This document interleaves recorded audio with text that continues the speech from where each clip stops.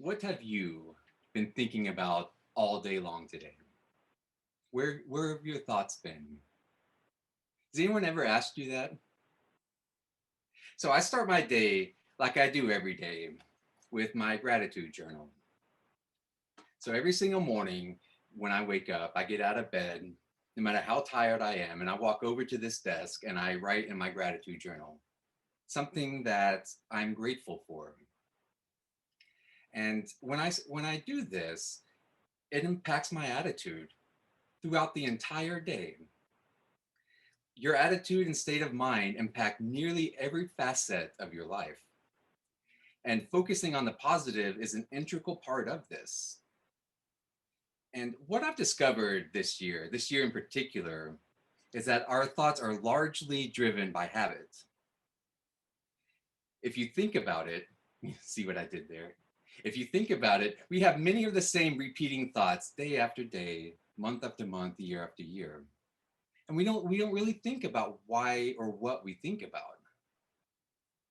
But our thoughts dictate so much about our results in life and our interactions with everything else. I would take a few minutes to talk about how to direct your thought better, how to spend your thought better. So what are your thoughts? Where is your head right now? If we constantly start telling ourselves, if we're thinking, oh, I'm not a good speaker, I get nervous when I speak, I use too many filler words, my boss doesn't respect my work, I always get passed over by promotion, I'll never get out of debt, so tired of dealing with this person, they're so annoying, I hope nobody notices that I'm not wearing pants right now.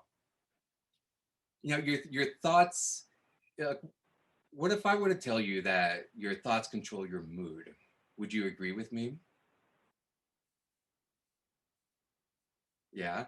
What are your thoughts and habits purchasing for you? When we have a thought, we can spend that energy, and that energy gives us stuff in return.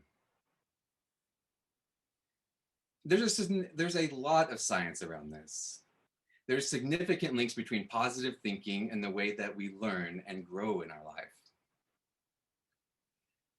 By paying attention to our thoughts, we make meaningful changes in our life and meaningful impact. And I have some examples about this too, because, with my gratitude journal, I don't, I haven't been as habitual with it as I should have been this year. There was a couple of months this year, around June, where I didn't do it at all. And I noticed that my whole attitude just went straight down, right? I didn't have any energy throughout the day. And this was during the pandemic, so I wasn't seeing anybody anyway. And all of this, we start thinking negative. We start thinking thoughts like, how am I going to survive? What am I going to do? Where am I going to work? What am I going and it just builds on, it just builds and builds and builds. And I noticed what was really interesting is that the second I started doing my gratitude again, like in July, my thoughts changed, my attitude changed, my happiness changed, my enthusiasm went up, and it just felt better. And how have we been changed this year? Like where are our thoughts right now? Like, because I did this in June and I did this again in September, where again, I stopped with my gratitude, I stopped my practices, and I felt that dip again. So when there are many who can speak of changing habits and behaviors and how long it takes to do that, because the way that we think, it's defined, it's habitual, right? We think the same thoughts. So how do we change that? Just knowing that gratitude helps and doing it and being able to parrot back those words isn't going to change anything in our lives, right? You have to do it. You have to do it. I can't make you think differently. So I want everyone listening right now to think about something they can be grateful for.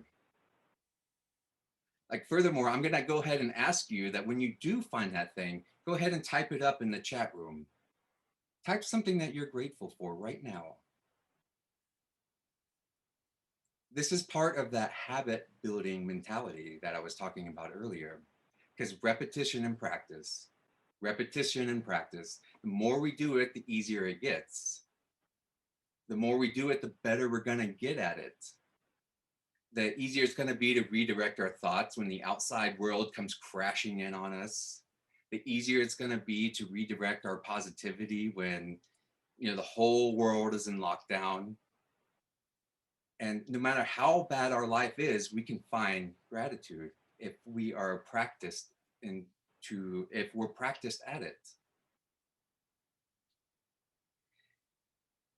Gratitude journals are a great way to do that, but you can also say, things that you're grateful for out loud.